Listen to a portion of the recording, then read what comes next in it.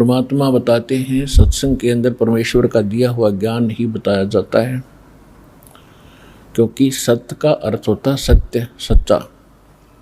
संग माने साथ, यानी संग सत्य के साथ जो प्रत्येक क्रिया करता है वो परमात्मा ही हो सकता है। तो परमात्मा ही सत्य ज्ञान देता है, जिसको सत्संग कहते हैं। और परमात्मा ने प्रत्येक युग में आके सत्संग किए ये ज्ञान दिया। लेकिन यहाँ का जो मालिक है 21 ब्रह्मांड का जो प्रभु है ब्रह्म, जिसको काल कहते हैं, ये बहुत ही कपट युक्त है।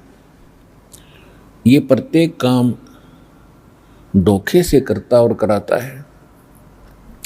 ये कभी किसी के प्रत्यक्ष नहीं होता। इसने प्रतिज्ञा कर रखी है कि ऐसी प्रतिज्ञा को नेक आत्मा नहीं कर सकता जो इसने कर रखी है।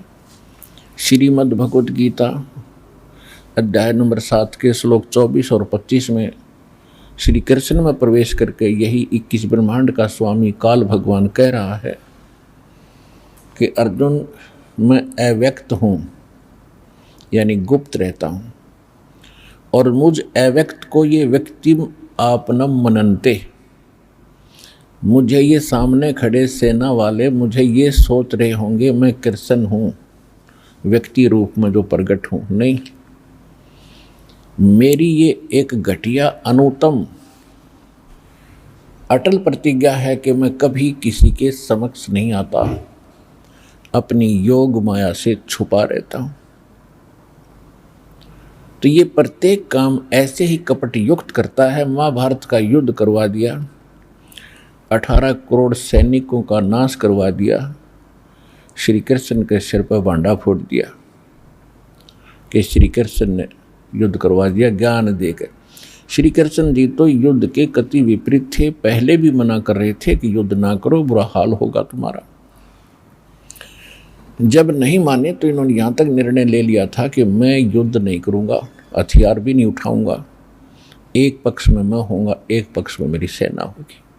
तो फिर ऐसा नेक व्यक्ति जब अर्जुन मना कर रहा हो और वो कहना लड़ ले, तेरे दोनों हाथों में लड्डू हैं, श्री कृष्ण नहीं था वो, उसी समय काल प्रवेश कर गया और ये ऐसे जुल्म करता कराता है। अब इसका भांडा फोड़ा कबीर भगवान ने आकर के। परमात्मा ने वैसे चारों युगों में ही इसकी जानकारी दी थी, लेकिन उस समय हम समझण योग्य नहीं थे। तो अब परमेश्वर ने सबसे पहले आपको शिक्षित किया। इस शिक्षा का हमें हानि भी बहुत हुई है। हम बेशक से बनकर बड़े बड़े इंजीनियर बन गए, बड़े बड़े डॉक्टर बन गए और बहुत सी अन्य पोस्ट हमने प्राप्त कर ली, पर मनुष्य जीवन का नाश कर दिया, अनमोल जन्म बर्बाद कर दिया हमने। अहंकार भर गया जन जन के अंदर। और पहले क्या देखा करते, गांव में कितने विनम्र व्यक्ति होते थे, वर्षा समय पर होती थी, ना होती तो भगवान के गुणगान किया करते थे। हे परमात्मा 2 बूंद डाल दे, तेरे बच्चे भूखे बैठे हैं। अब परमात्मा ने सब सुविधा इसलिए दी कि तुम भक्ति कर सकते हो, और इस सुविधा का हमने दुरुपयोग ज़्यादा कर लिया। नाचना, गाना, कोठी बनाना, ब्याह शादी में बकवाद करना, तो ये हम अनमोल जीवन अपना नष्ट कर गए। तो ये काल क्या चाहता है कि इनको सत्य ज्ञान ना हो। ये ऐसे ही मनुष्य जीवन को बकवादों में बर्बाद करके चले जाओ, फिर कुत्ते के देखी योनि में डाल के ये निश्चिंत हो जाता है कि अब लाखों वर्ष इसका ये उठ नहीं सकता, उभर नहीं सकता, धक्के खाता रहेगा। और परमात्मा ये चाहता है कि मनुष्य जीवन जब इसको प्राप्त होता है, ये तभी मुझे पहचान सकता है। चारों युगों में परमात्मा ने स्वयं आकर के सत्संग किए, वो यथार्थ जानकारी दी। सतयुग त्रेता द्वापर में हमने भगवान की एक नहीं सुनी, क्योंकि हमारे पूर्व जन्म के जो संस्कार थे वो अच्छे थे। और इन 3 युगों में अच्छे संस्कारी प्राणियों का ही मनुष्य जीवन होता है, और उनको सुख तो होता है उनके अपने पूर्व जन्म के पुण्य कर्मों से, और वो साधना कुछ भी कर रहे होते हैं तो उनको जो लाभ होता है वो ये सोच बैठते हैं कि हम जो पूजा किसी इष्ट देव की कर रहे हैं और किसी मंत्र से कर रहे हैं, किसी आरती से कर रहे हैं, इनसे हमें लाभ हो रहा है। तो ये धोखा हमें 3 युगों में मार जाता है, भगवान से दूर रखता है। काल ने कहा था कि चौथे युग में आप कितने जीव ले जाना, 3 युगों में जीव ना ले जाना। तो परमात्मा को भी मालूम था कि 3 युगों में ये नहीं मानेंगे और चौथे युग में इनकी ऐसी दुर्गति होगी, ये भक्ति भी कर रहे होंगे, उन्हीं भगवानों की भक्ति भी कर रहे होंगे, लेकिन पूर्व जन्म के शुभ संस्कार ना होने के कारण उनके करते करते भी इनकी खूब दुर्गति होगी और फिर ये इधर उधर भटकेंगे। जो पूजाएं हम पहले कर रहे थे उनको करते करते पहले तो हम सुखी थे, क्योंकि तब तक हमारा पुण्य चल रहा था, और जब हमारे ऊपर पापों का कहर टूटा तो उस समय बुद्धि बनी आई कि जो साधना हम करते थे वो कहाँ गई अब हमारी। फिर कोई बताता वहाँ जाइए, कोई बताता वहाँ झाड़ा लगता है, कोई कहता वहाँ संत बैठा है, तो वहाँ भी हम भटके, तो वो होना ही नहीं था। तो परमात्मा को मालूम था कि जब ये कति कंडम हो जाएंगे, ये सब तरह से हताश हो लेंगे, तब ये मुझे पहचानेंगे, क्योंकि मेरे पास आएंगे या मेरे भेजे हुए दास के पास आएंगे तो इनको आती राहत मिलेगी। परमात्मा का गुण है सुख देना। तो फिर ये पहचानेंगे कि हु इज गॉड, कौन है परमात्मा। तो सत्संग परमात्मा ही करते हैं, और सत्संग में आने से हमें पता चलता है कि हम जो दैनिक क्रियाएं किया करते थे, जो हम दैनिक काम करते थे और जिसको अंतिम मान रहे थे कि बस इतना ही काम है मनुष्य का, बच्चे हो गए, बच्चों को अच्छी शिक्षा या कोई और व्यवसाय ठीक करवा दिया, इनका विवाह कर दिया, अब इनका भगवान संतान दे, बस फिर अब बेशक मर जाएं, जीवन मनुष्य का सफल हुआ नहीं। अब सत्संग से पता चलता है कि मनुष्य जीवन का इसके साथ साथ एक वेरी इंपॉर्टेंट वर्क था, और उसको आपने छुआ तक नहीं। अगर कोशिश भी की है भक्ति वक्ति करने की, तो आप शास्त्र विधि त्याग कर मनमानी साधना करते रहे। तो यहाँ परमात्मा स्वयं आकर ज्ञान देते हैं कि जो जाकी शरणा बसे ताको ताकी लाज, जल सो ही मछली चढ़ जा, ये बह जाते गजराज। परमात्मा बताते हैं तुम जिन देवी देवताओं की साधना कर रहे हो, उनकी जितनी औकात है, जितनी क्षमता है, वो उतना तो लाभ आपको अवश्य दे देंगे, लेकिन जो कर्म संस्कार में आपके प्रारब्ध के अंदर, आपकी किस्मत में जो पाप कर्मों के दंड या प्रेत बाधा या 3 ताप का जो कष्ट है, वो ये भगवान निवारण नहीं कर सकते, ये इष्ट, ये देवी देवता नहीं कर सकते। जैसे जो जाकी शरणा बसे ताको ताकी लाज, जल सो ही मछली चढ़ जा, ये बह जाते गजराज। अब क्या बताते हैं कि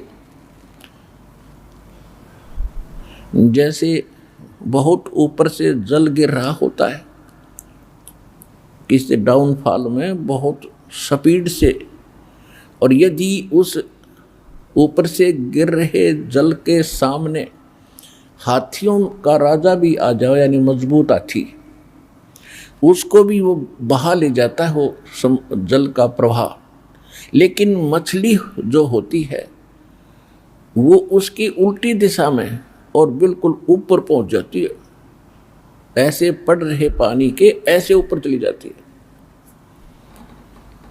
इसका क्या भावार्थ बताते हैं परमात्मा, हमें समझाना चाहते हैं कि जो जाकी शरणा बसे, और ताको ताकी लाज। अब मछली जो है जल के ऊपर समर्पित है और जल से बाहर होते ही वो पटक अपने तड़फ तड़फ कर मर जाती है, यानी उसका जल के साथ इतना संबंध है। यदि आप ऐसा किसी इष्ट के साथ लगाव करते हो तो वो इष्ट फिर आपको अपनी अक्षमता अनुसार ऐसे लाभ देगा, जैसे मछली को जल ने फ्री छोड़ दिया तो कहीं किधर भी जा तेरे को कोई बाधा नहीं होगी और तुझे नहीं बहाऊंगा। और वहाँ पर हाथी, मजबूत हाथी भी सामने खड़ा हो जाता है ताकतवर, उसको भी जल डबो देता है, उसका नाश कर देता है। इसी प्रकार जैसे आपका किसी तहसीलदार से फ्रेंडशिप होगी, दोस्ती हो जाती है, तो तहसीलदार आपको कितना काम कर सकता है। कभी कोई रजिस्ट्री जिंदगी में हुई एक आध उसको कर देगा, लेकिन अकॉर्डिंग टू लॉ ही करेगा। इतना अवश्य कर देगा कि आपको अपने ऑफिस में बैठाओगा, चाय पिलाओगा और वहीं बैठे आपका सारा काम कर देगा। लेकिन इससे हमारा सर्व कार्य सिद्ध नहीं हुआ। इसके बाद और बहुत सी डिपार्टमेंट है जहाँ हमें प्रतिदिन काम पड़ता है। इसी प्रकार अन्य किसी, जैसे आप मंत्री से मिलते हो तो मंत्री अपने सत्र का, अपने विभाग का ही काम आपका कर सकता है, बाकी इसके अतिरिक्त और भी बहुत कार्य आपके। तो जैसे स्टेट के अंदर आप मुख्यमंत्री से संपर्क कर लेते हो तो आपका सारा काम सर गया। फिर कुछ कार्य ऐसे होते हैं जो मुख्यमंत्री भी नहीं कर सकते, तो प्रधानमंत्री यानी वो आपको अपने राज्य में सभी सुविधाएं दे सकता है अपने स्तर की। तो इसी प्रकार हमने इस परमात्मा के ज्ञान को समझना है। जैसे ये देवी देवता, ये तो समझ लो एमएलए एमपी हैं, और इनमें से कुछ सिलेक्टेड देव हैं जो कुछ मंत्री पद प्राप्त हैं, और इनमें से 3 मंत्री विशेष हैं।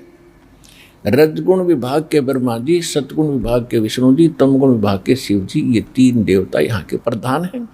और इनका जो पिता है ब्रह्म, ज्योत स्वरूपी निरंजन, जिसको काल कहा संतों ने, ये खुद भी गीता अध्याय नंबर 11 के श्लोक 32 में स्वयं कहता है कि मैं काल हूँ, श्री कृष्ण में बोल रहा है। ये इनका पिता, ये एक ब्रह्मांड के अंदर एक मुख्यमंत्री का रोल करता है। जैसे जिस ब्रह्मांड में हम रह रहे हैं, ये कई अरब वर्षों के बाद इसका विनाश होगा। जैसे आपको कई बार बताया है डेफिनेशन कि 70,000 बार ये तमोगुण शिव की मृत्यु हो लेगी, तब एक ब्रह्मांड का विनाश होगा। उसके बाद ये सभी यहाँ इस ब्रह्मांड के अंदर सूर्य चांद जितने भी सब विनाश में आ जाएंगे। फिर दूसरे विभाग में दूसरे ब्रह्मांड में ले जाता है सभी प्राणियों को, सभी चले जाते हैं वहाँ। तो वहाँ फिर उस ब्रह्मांड में फिर ऐसी रचना करता है। तो एक ब्रह्मांड में ये एक मुख्यमंत्री का रोल करता है। इसके बाद फिर दूसरा प्रभु है, 7 संख ब्रह्मांड का मालिक है, जिसको गीता अध्याय नंबर 15 के श्लोक 16 में अक्षर पुरुष कहा है। सरपुरुष ये ज्योत स्वरूपी निरंजन है, जो 21 ब्रह्मांड का स्वामी मालिक राम है। और 7 संख ब्रह्मांड का स्वामी वो अक्षर पुरुष है, जिसको पर ब्रह्म भी कहते हैं, यानी नेक्स्ट ब्रह्म से नेक्स्ट ब्रह्म, वो 7 संख ब्रह्मांड का स्वामी है। और ये ब्रह्म और इसके अंतर्गत जितने प्राणी, और ये परब्रह्म यानी अक्षर पुरुष 7 संख ब्रह्मांड का स्वामी, ये तथा इसके अंतर्गत जितने प्राणी, ये सभी नाशवान हैं। और जीवात्मा तो पशु पक्षी की भी नहीं मरती, वो अलग बात है। फिर गीता अध्याय नंबर 15 के श्लोक नंबर 17 में तुरंत कहा है कि उत्तम पुरुष तु अन्य परमात्मा इति उदाहरते, ये लोक त्रयम् आविश्य विवर्ति अवैश्वर। इन दोनों से, सरपुरुष और अक्षर पुरुष से कोई पुरुषोत्तम यानी श्रेष्ठ परमात्मा जो वास्तव में अविनाशी है, वो तो इनसे कोई और है, भिन्न है।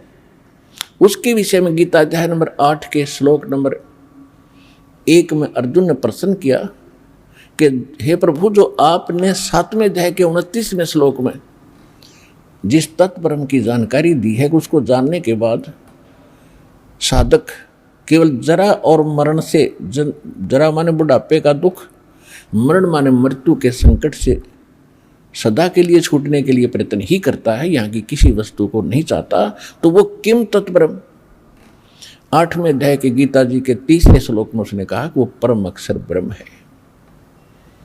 तो गीता अध्याय नंबर 15 के श्लोक नंबर 17 में इसी परम अक्षर ब्रह्म की जानकारी है कि उत्तम पुरुष तो अन्य परमात्मा इति उदाहरते है। इसको भगवान कहते हैं, परमात्मा। परम माने श्रेष्ठ, आत्मा माने आत्मा, यानी परमात्मा, श्रेष्ठ आत्मा। श्रेष्ठ आत्मा वो होती है जिसके राज्य में ना कोई दुखी हो, किसी को तंग नहीं करता, ना मारता, केवल सुख सुख ही देता, वो परमात्मा होता है। उसी को भगवान कहते हैं। और ये भगवान, ये परमात्मा हमने मान रखा है, ये पुरुषोत्तम नहीं है 21 ब्रह्मांड का स्वामी, लेकिन ये 21 ब्रह्मांड का मालिक है, इन सबसे श्रेष्ठ है, सबसे तगड़ा है, ताकतवर है, इसलिए इसको पुरुषोत्तम मान लिया। ये खुद भी स्वीकार करता गीता अध्याय नंबर 15 के श्लोक नंबर 18 में कि लोक वेद के आधार से मैं पुरुषोत्तम प्रसिद्ध हूँ, क्योंकि मेरे अंतर्गत जितने प्राणी 21 ब्रह्मांड में हैं उनसे मैं श्रेष्ठ हूँ, उनसे परम हूँ, उनसे तगड़ा हूँ, ताकतवर हूँ, इसलिए मैं लोक वेद के आधार से पुरुषोत्तम प्रसिद्ध हूँ। लेकिन पुरुषोत्तम वास्तव में तो 15वें अध्याय के 17वें श्लोक में बता दिया, वो है पुरुषोत्तम।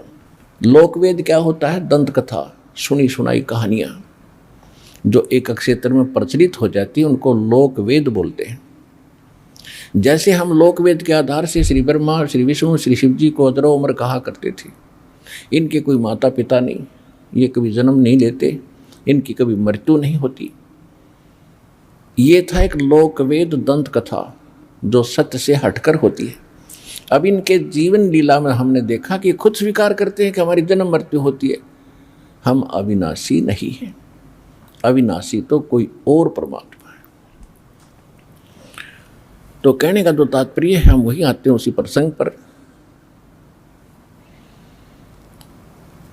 कि ये जो परमात्मा है, अब हमने जैसे जो जाकी शरणा बसै अर्ता को ताकी लाज, जल सो ही मछली चढ़ जा और बह जाते गजराज।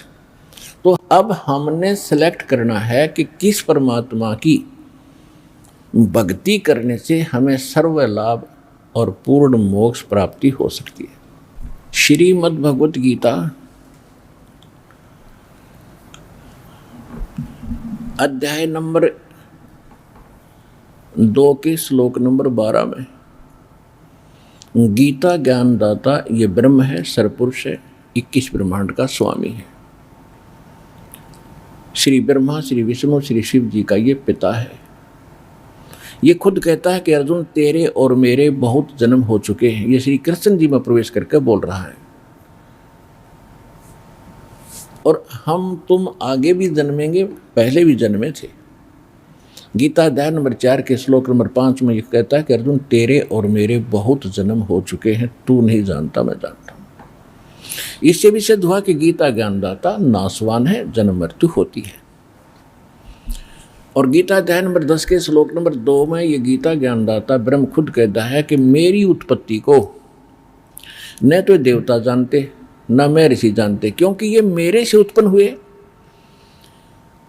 दुर्गा और काल ब्रह्म ये दोनों पति पत्नी हैं। इन दोनों से रजगुण ब्रह्मा, सतगुण विष्णु, तमगुण शिव जी प्रथम उत्पन्न हुए, एक एक करके। पहले ब्रह्मा जी का जन्म हुआ, फिर कुछ वर्ष के बाद विष्णु जी का जन्म हुआ दुर्गा के गर्भ से, और कुछ वर्ष के बाद शिव जी का जन्म हुआ। बड़ा ब्रह्मा है, बीच वाला विष्णु जी और सबसे छोटा शिव जी है। उसके बाद ये ऋषि महर्षियों का जन्म इन्हीं देवताओं से हुआ है। तो पिता की उत्पत्ति को संतान नहीं जान सकते, इसलिए ये कहता है काल ब्रह्म कि मेरी उत्पत्ति तो हुई है, लेकिन ये देवता और ये ऋषि ये नहीं जानते, क्योंकि ये मेरे से उत्पन्न हुए हैं। तो जिसने इस काल ब्रह्म की उत्पत्ति की वो है मालिक, सबका परमपिता, सबका जनक, वो है परम अक्षर ब्रह्म। और ये स्वयं कहता है कि मेरी भी जन्म मृत्यु होती है, तुम्हारी भी जन्म मृत्यु रहेगी।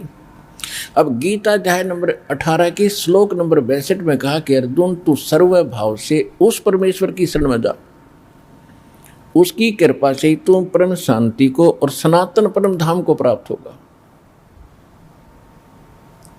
शाश्वत स्थान को प्राप्त होगा। शाश्वत स्थान कौन सा? जिसका कभी नाश ना हो।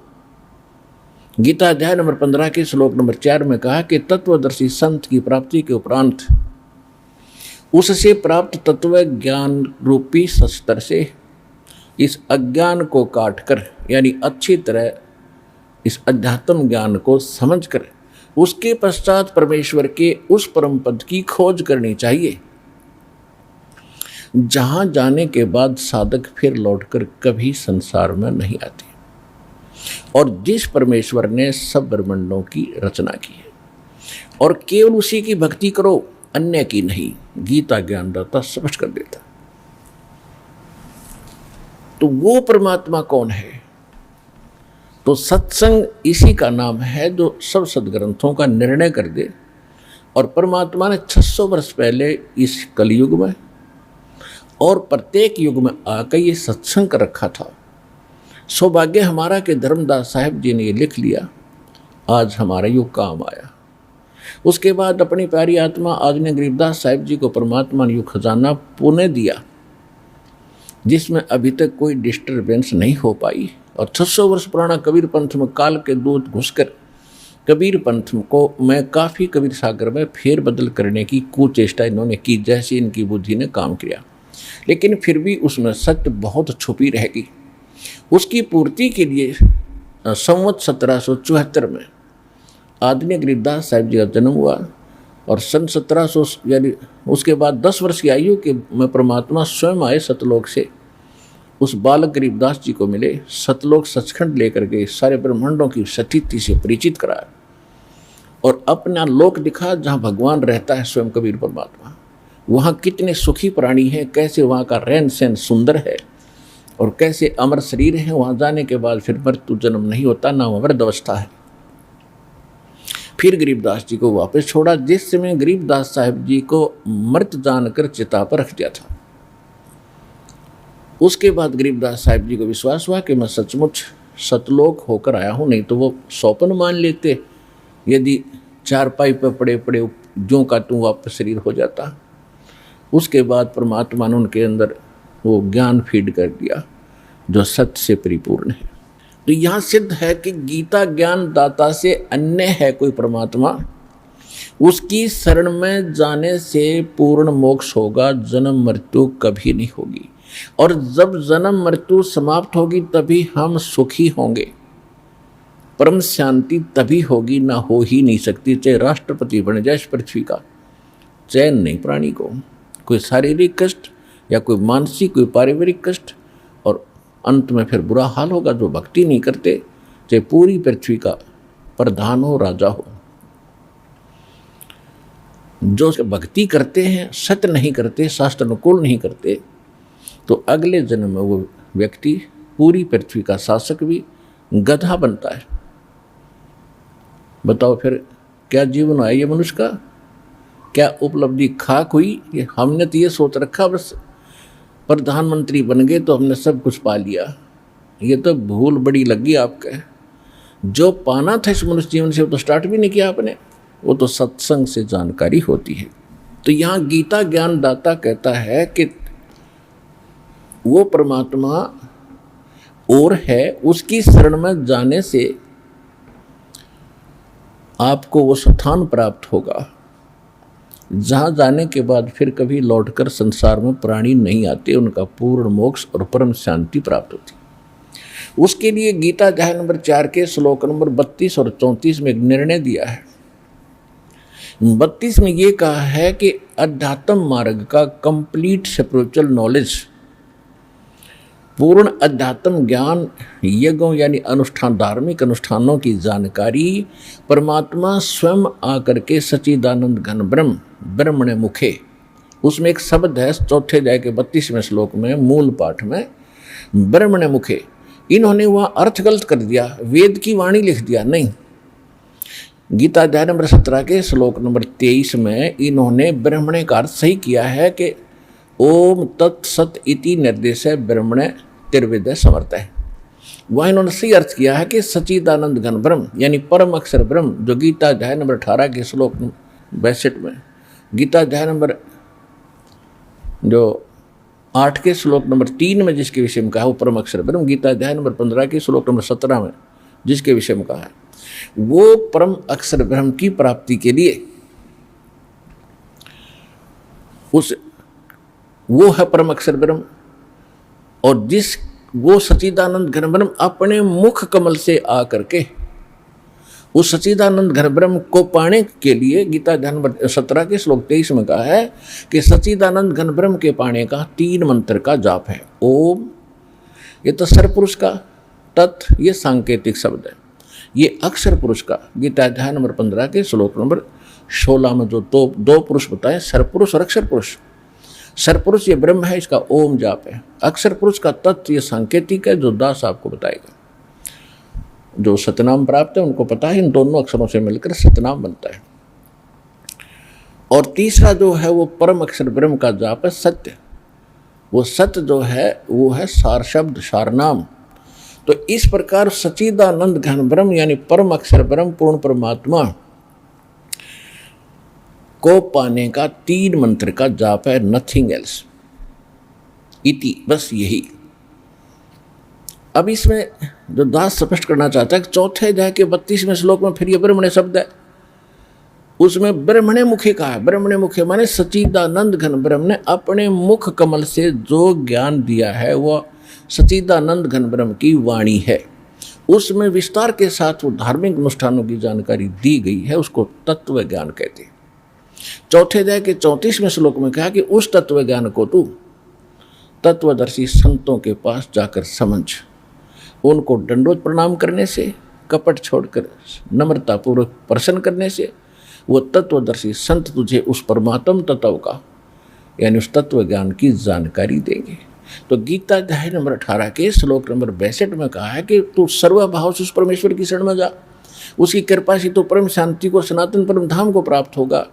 तो वो चौथे अध्याय के 34वें श्लोक में बता दिया कि उसको तत्वदर्शी संत बताओगा। 15वें अध्याय के प्रथम मंत्र में तत्वदर्शी संत की पहचान बता दी है कि उल्टे लटके हुए संसार रूपी वृक्ष के जो सभी विभाग बता देगा। एक उदाहरण देकर परमात्मा ने समझाया है कि ऊर्ध्व मूलम अधः शाखम अश्वत्थम अवय प्राहु, ये उल्टा लटका हुआ संसार रूपी वृक्ष है जो ऊर्ध्व मूलम अधः शाखम, जिसके ऊपर न जड़ है नीचे को शाखा है। और ये तम वेद छंदासी यस्य प्रणानी ये तम वेद स वेदवित, इसके छंद जो हैं ऊपर को जड़ नीचे को शाखा, ऊर्ध्व मूलम अधः शाखम। और पत्ते आदि जो इसके विभाग हैं, छंद हैं, उनको जो व्यक्ति जानता है सबको स वेदवित, वह वेद के तात्पर्य को समझने वाला अर्थात तत्वदर्शी संत है। 600 वर्ष पहले परमात्मा ने स्वयं तत्वदर्शी संत की भूमिका की थी। दास ने अभी सत्संग के प्रारंभ में यही बताया था कि परमात्मा ही आके सत्संग करते हैं, अन्य के पास सत्संग नहीं हो सकता। परमात्मा ही सत्संग करता है, सत्य ज्ञान वही दे सकता है। तो उन्होंने 600 वर्ष पहले अपनी सच्चिदानंद घन ब्रह्म की वाणी में कहा था, कबीर वाणी में, अक्षर पुरुष एक पेड़ है, निरंजन वाकी डारे, तीनों देवा शाखा है, भाई पाते रूप संसार। पर वो प्रणानी भी बता दिए, पत्ते भी बता दिए कौन है। जैसे जमीन से बाहर जो पोर्शन जो भाग दिखाई देता उसको वृक्ष कहते हैं। और जमीन से तुरंत बाद जो मोटा पोर्शन है, मोटा पार्ट है उसका, ट्री का, वृक्ष का, तो उसको तना कहते हैं। तो तना तो समझ लो अक्षर पुरुष है। और उससे फिर मोटी डार निकलती है कई, एक मोटी डार समझो वो सरपुरुष, ये ज्योत स्वरूपी निरंजन है। और उस मोटी डार से फिर 3 शाखा हो, रजगुण ब्रह्मा, सतगुण विष्णु, तमगुण शिव जी, ये शाखा समझो, तीनों देवा शाखा है। और हम फिर आगे पात रूप में है। अब इसमें दोनों बात समझ में आएंगे आपके कि एक तो जड़ कौन है। अब जड़ है पूर्ण परमात्मा जो गुप्त है, अव्यक्त है, परोक्ष है, और सारा कुछ होता ही जड़ से है। पौधे को आहार जड़ से मिलता है, पौधे को आहार जड़ से मिला तो तना बड़ा हुआ, इसी से डार फली फूली, और इसी से शाखाएं प्रफुल्लित हुई, उसी से पत्ते, और फिर टहनियों के फल लगते। अब शाखा कौन है? ब्रह्मा विष्णु महेश। इनको फल लगेंगे, फल इन्हीं के लगेंगे, क्योंकि व्यवस्था है ये वृक्ष के कि शाखाओं का फल लगेंगे। लेकिन वो फल लगेंगे कैसे? जब हम मूल की सिंचाई करेंगे, सेवा करेंगे जड़ की, और फिर उसके बाद पेड़ बनेगा, शाखाएं बड़ी होंगी, बढ़ेंगी, ये देवता बढ़ेंगे, और फिर ये फलों से लदपद हो जाएंगे।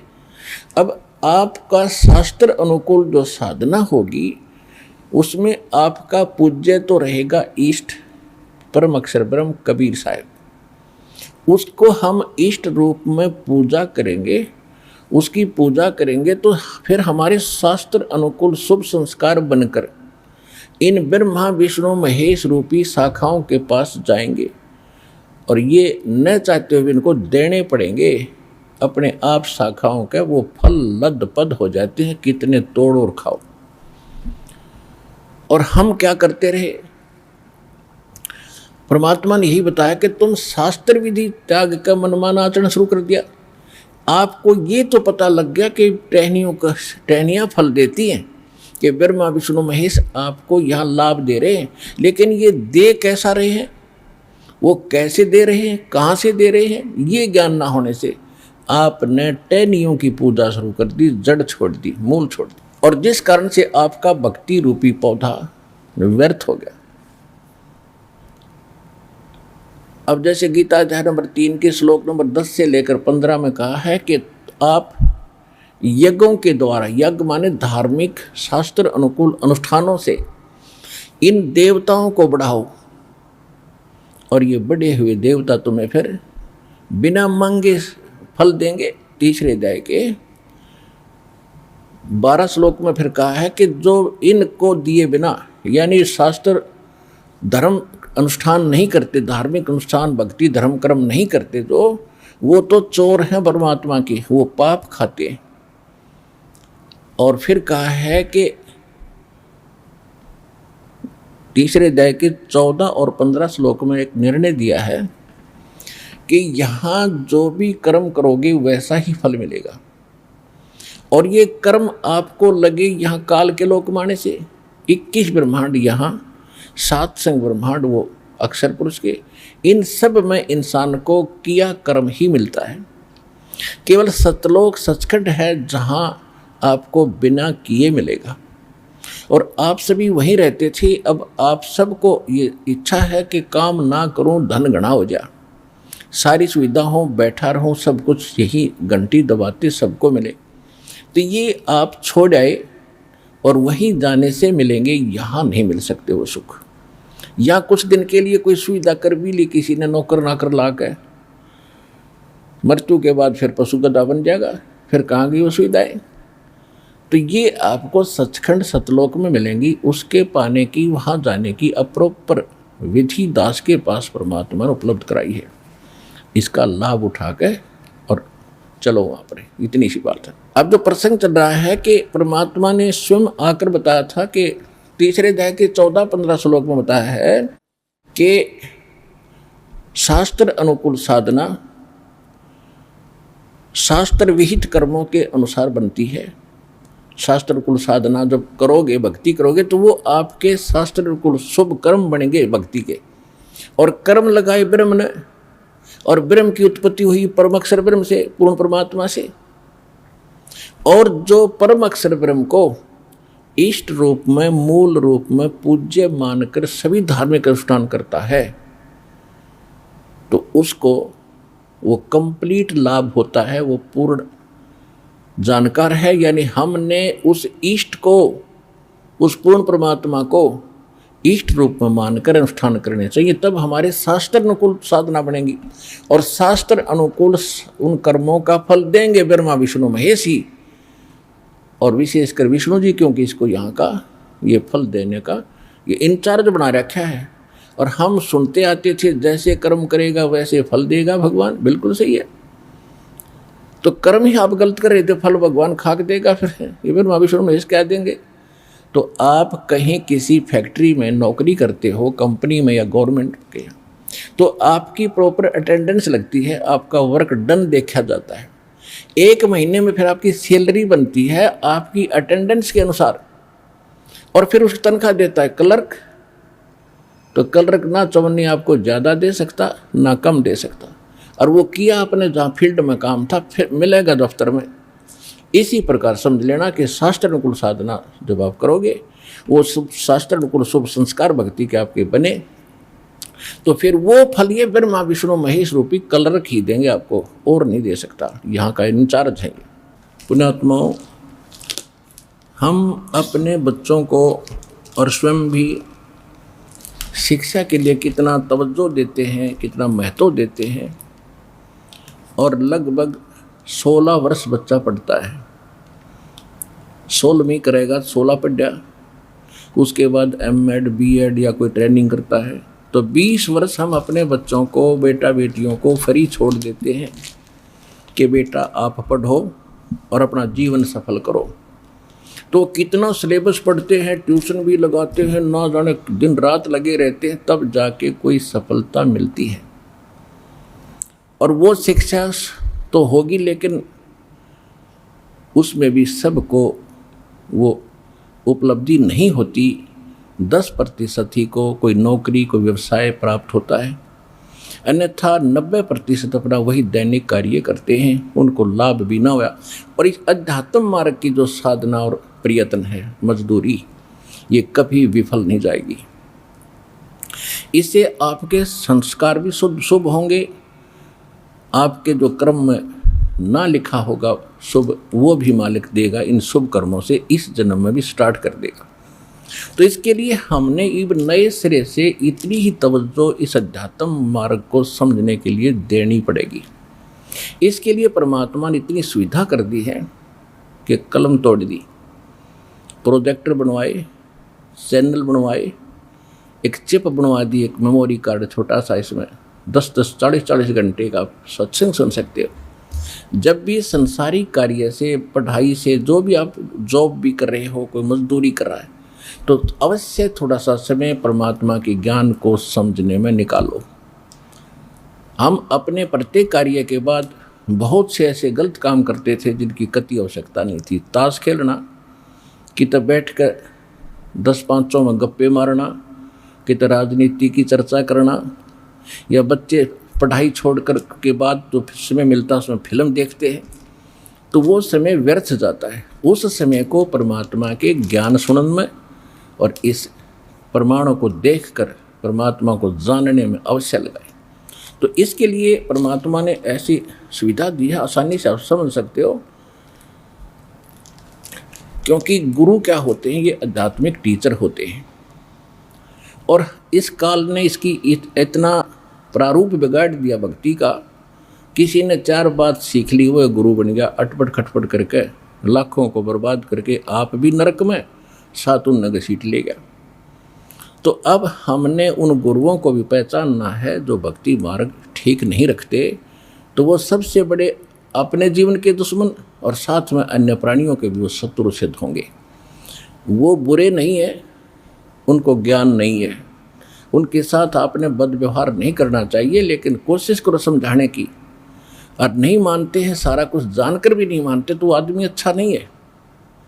उसके लिए परमात्मा ने ऑप्शन बता दी है कि जान बूझ साची तजय और करे झूठ तैने, और ताकि संगत है प्रभु सोपन में भी ना दे। तो इसे नालायक के पास फिर दोबारा नहीं जाना चाहिए। तो उसको आपको पता है कि सारा ज्ञान समझा दिया और गुरु बना बैठा है और अब भी नहीं मान रहा है, तो इंसान अच्छा नहीं है वो। जो अच्छे इंसान महंत संत हैं वो समझ रहे हैं और यहाँ आकर अपना कल्याण करवा रहे हैं। और उन्होंने अपने चेलों से भी कह दिया भी मेरा मार्ग गलत था, अब वापस चलो। अब जैसे कोई जा रहा है और 10-20 को साथ ले रहा है, आगे उसको कोई मार्ग मिल जाता है कि रास्ता ठीक नहीं है, तो उसकी समझ व्यक्ति की अगर नेक है तो यूँ कहेगा भाई ठीक है वापस चलो, धोखा लग गया, भूल लगी मेरे, वापस चलने में हित होगा। तो फिर भी नहीं मानता है तो आदमी अच्छा नहीं है, उसके पास संपर्क ही ना रखो तो बैठा रहेगा अकेला, औरों को खराब तो ना करेगा फिर। तो इसलिए दास आपको ऐसा ज्ञान दे रहा है कि बूढ़े से लेकर बच्चे तक इन प्रमाणों को देखकर बहुत आसानी से समझ जाता हु इज गॉड, और क्या हमारी पवित्र सदग्रंथ हमें बताना चाहते हैं और हमें प्राप्त क्या हुआ था उनसे, हमें ज्ञान मिला क्या था, वो कितना गलत और बेबुनियाद था, और वास्तविकता इस पर पवित्र सदग्रंथों में क्या छुपी थी। और इन्हीं सदग्रंथों का नाम लेकर ये धर्म गुरु हमें ज्ञान बताया करते थे, तो हम सत्य माना करते थे कि जो ये बता रहे हैं वो हमारे धर्म ग्रंथों में लिखा है वो सही है। तो धर्म ग्रंथों में क्या लिखा है अब आपको पता चला, तो अब उन दंत कथा को ना स्वीकार करके अपने शास्त्रों में लिखी सच्चाई को स्वीकार करना चाहिए। इतना सा प्रयत्न और इतना सा ज्ञान है। अब देखिएगा श्रीमद् भगवद गीता अध्याय नंबर 15 के श्लोक नंबर 1 से लेकर 4 का एक सारांश है। ऊर्ध्व मूलम अधः शाखम अश्वत्थम प्राहु अव्यम छंदासी यस्य प्रणानी ये तम वेद स वेदवित्। ये देखिएगा, ये पवित्र सदग्रंथ श्रीमद् भगवद गीता, और ये गीता प्रेस गोरखपुर से प्रकाशित है। जयदाल गोविंद का इसके अनुवादक हैं। इसके अध्याय नंबर 15 का श्लोक नंबर 1 आपको दिखाते हैं। ये है पंचदशो अध्याय, 15वां अध्याय स्टार्ट हुआ। 1 नंबर मंत्र में है कि ऊर्ध्व मूलम अधः शाखम अश्वत्थम प्राहु अव्यम छंदासी यस्य प्रणानी ये तम वेद स वेदवित्। इसका अर्थ है कि ऊर्ध्व मूलम, ऊर्ध्व माने ऊपर को, इन्होंने गलत लिखा है। अधः माने ब्रह्मा मुख्य रूप मुख्य शाखा वाली, ये गलत अनुवाद किया। अध माने नीचे होता, देखिएगा ये दूसरी श्लोक में इसी 15वें अध्याय का, इसमें ऊर्ध्व शब्द भी है, अधः भी है। अधः 2 बार लिखा अधः, और यहाँ इन्होंने अनुवाद किया है अधः माने नीचे, अधः माने नीचे, अधः माने नीचे, और ऊर्ध्व माने ऊपर, अधः माने नीचे, अधः माने नीचे, बिल्कुल। तो यहाँ ये विचलित होगी क्योंकि इनको श्री कृष्ण से ऊपर ज्ञान नहीं था, इनको श्री कृष्ण से ऊपर ज्ञान नहीं था। इन्होंने घुमा फिरा के और श्री कृष्ण जी को ही सर्वशक्तिमान सिद्ध करने की कुचेष्टा की, जिस कारण से अर्थों के भी अनर्थ कर दिए। अनुत्तम का अर्थ 4ठी कक्षा के बालक ने पूछ ले वो भी बता देगा, अश्रेष्ठ, घटिया। बैड का अर्थ किसी से पूछ ले, आज बच्चा समझता बैड माने बुरा, घटिया। और कोई बैड का अर्थ श्रेष्ठ लिखे हो, आप उसको कितने नंबर दोगे? 0। और ये हमारे धर्मगुरु 100 के 100 नंबर पा रहे थे ऐसे अनर्थ करके। तो इसका कारण ये था कि हम तो बालक थे ही, ये भी उसी कैटेगरी के थे जिसे हम थे, इनको ज्ञान ही नहीं था। तो परमात्मा कहते अंधे की बाँ सच्चा सतगुरु कोई ना पूजे झूठा जगपति ऐसी, और अंधे की बाँ अंधा पकड़े ले जा रहा है। तो कैसे मार्ग बतासी, वो कैसे राह बताओगा हमारे को। तो अब दास के भी मोतियाबिंद था, पहले हम भी रामकृष्ण की पुजारी थे। अब इस तत्व ज्ञान से परमात्मा ने हमारा वो मोतियाबिंद का ऑपरेशन कर दिया मुझ दास का, और वो ऑपरेशन के करने की विधि भी दास को बता दी, बाप का कर दिया, और पूरे विश्व का कर देंगे तब आपका समझ में आएगा हु इज गॉड और क्या है सच्चाई हमारे ग्रंथों की।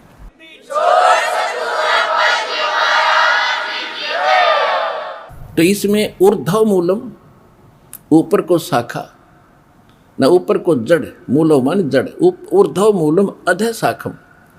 ये देखिए, अब देखिएगा चित्र संसार रूपी वृक्ष का एक, जैसा कि गीता अनुसार ये है,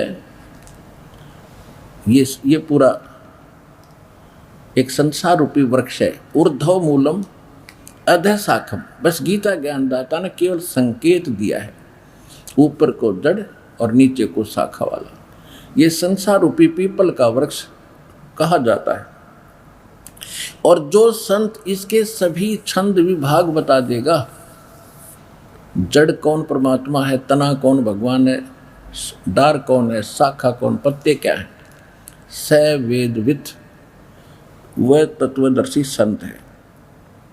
परमात्मा ने 600 वर्ष पहले बताया था, अक्षर पुरुष एक पेड़ है,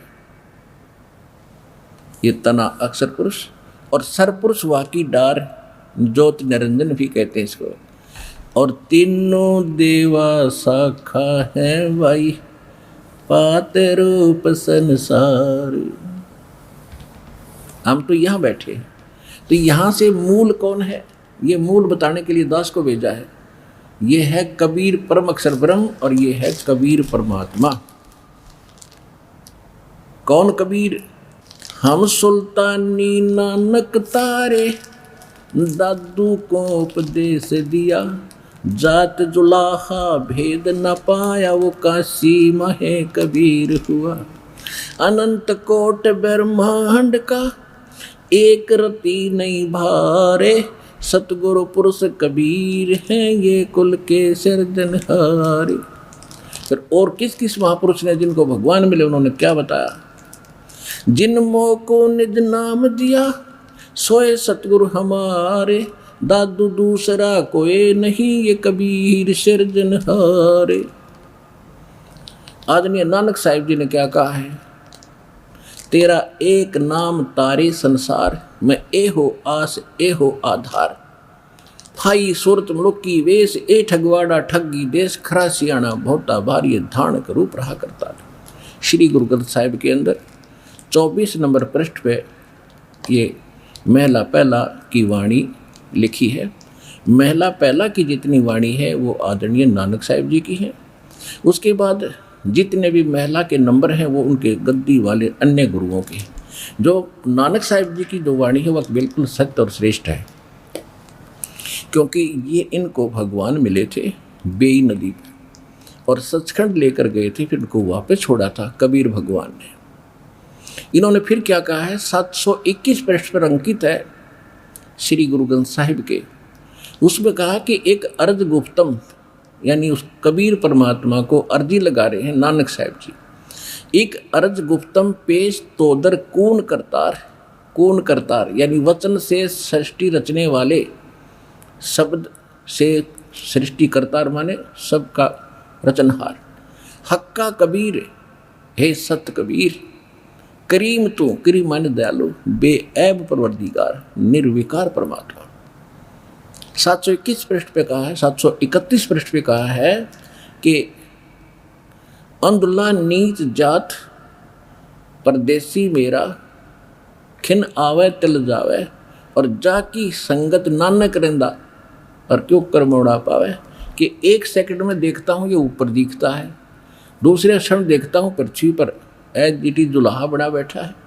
तो कहते हैं भाई सूरत मुल्क की वेश, ए ठगवाड़ा ठगी देश। कहते हैं भगवान है खुद, और देखो कैसे भूल भुलैया कर रहा है, किसी को पहचान में नहीं आ रहा है, ये स्वयं परमात्मा।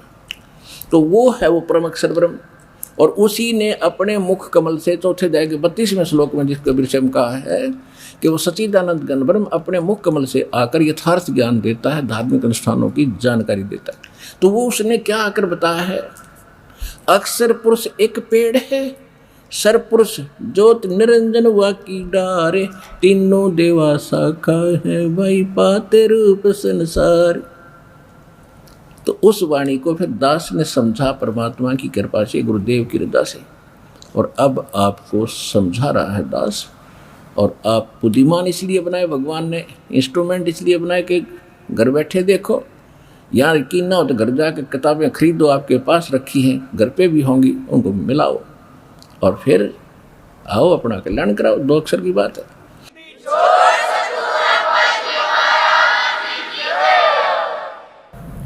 अब प्रसंग चल रहा है कि गीता अध्याय नंबर 15 के श्लोक नंबर 1 का जो सारांश जानता है कि मूल संसार रूपी वृक्ष की जड़ कौन है, गीता अध्याय नंबर 15 के श्लोक नंबर 16 में और 17 में कहा कि सरपुरुष अक्षर पुरुष, ये 2 बताए भगवान, ये दोनों नाशवान, इनके अंतर्गत जितने प्राणी ये भी नाशवान। और 15वें अध्याय के 17वें श्लोक में कहा कि उत्तम पुरुष तो अन्य परमात्मा इति उदाहरत, यह लोक त्रयम् आविश्य विवर्ती है, जो तीनों लोकों में प्रवेश करके सबका धारण पोषण करता है। तो संसार रूपी वृक्ष की जड़ों से ही तो सब वृक्ष की का पोषण होता है, और वही वास्तव में अविनाशी परमात्मा, अविनाशी है, भगवान है, और वही परमात्मा कहा जाता है। परमात्मा वो होता है जो केवल सुख दे, दुख ना दे।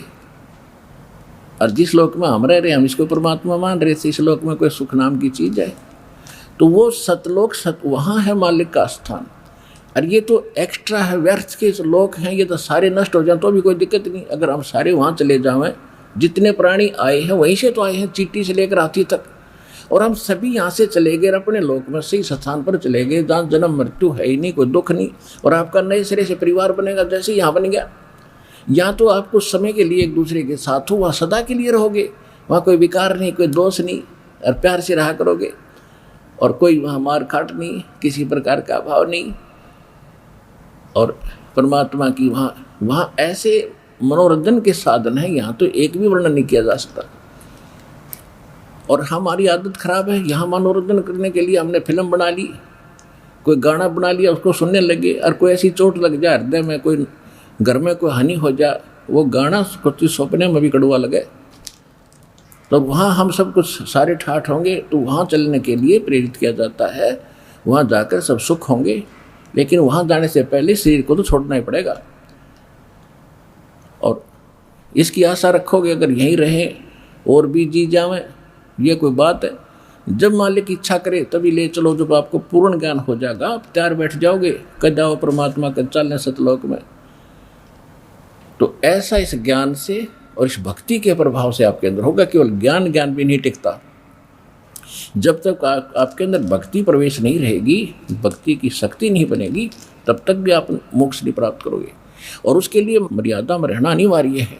मर्यादा में नहीं रहोगे और भक्ति भी होगी, फिर यही रहेगी, फिर काल के फंसोगे। कभी ब्रह्मा बनाओगा, कभी विष्णु बनाओगा आपको, और कभी देवता बना देगा, कोई ब्रह्मलोक में रखेगा, सारी पूंजी नष्ट करा कर फिर पृथ्वी पर पटकेगा।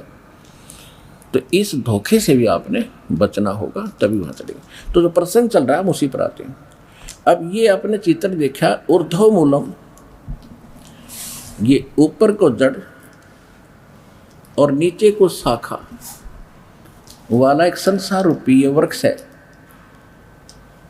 और छंदासी यस्य प्रणानी, ये प्रणानी माने पत्ते, इसके सारे विभाग जो हैं, ये उस गीता ज्ञान दाता ने बस 3 बात बताई है। ऊर्ध्व मूलम, नीचे को शाखा, ऊपर को जड़, और पत्ते आदि जो उसके हैं, उन विभागों को जो जानता है वो तत्वदर्शी संत है। परमात्मा ने 600 वर्ष पहले आकर वो ज्ञान दिया था अपनी सच्चिदानंद घन ब्रह्म की वाणी में।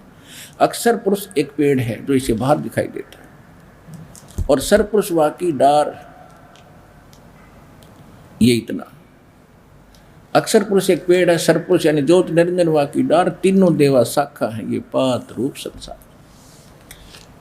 अब जो प्रसंग चल रहा है कि गीता अध्याय नंबर 3 के श्लोक 10 से लेकर 15 तक क्या निर्णायक ज्ञान है देखिएगा। ये है गीता अध्याय नंबर 3, श्रीमद् भगवत गीता अध्याय नंबर 3, और ये 10 श्लोक में इसमें क्या कहा है कि प्रजापति ब्रह्मा ने यहाँ केवल प्रजापति लिखा है, ब्रह्मा इनने खुद लिख लिया। ये वशिष्ठ